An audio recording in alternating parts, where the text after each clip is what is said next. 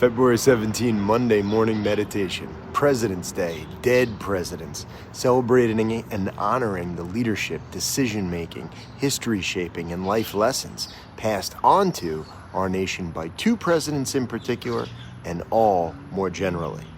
A day off for some, opportunity to contemplate impact for all of us.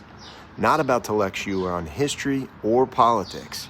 Instead, I encourage you to weigh the qualities of two precious metals, gold and platinum. You know the golden rule: treat others the way you would like to be treated. Fair, but projecting your own preferences onto others. Opening the throttle of emotional intelligence, or EQ, we arrive at the platinum rule: treat others the way they would like to be treated. Recalibrate and truly celebrate diversity of thought, diversity of decision-making, diversity of risk appetite, diversity of faith, humor, and popularity. Engage others by actively learning about their concerns, their fears. Successful cohabitation requires us to urgently seek out and reduce the space between on critical matters. In the boardroom, the dining room, the bedroom, the war room.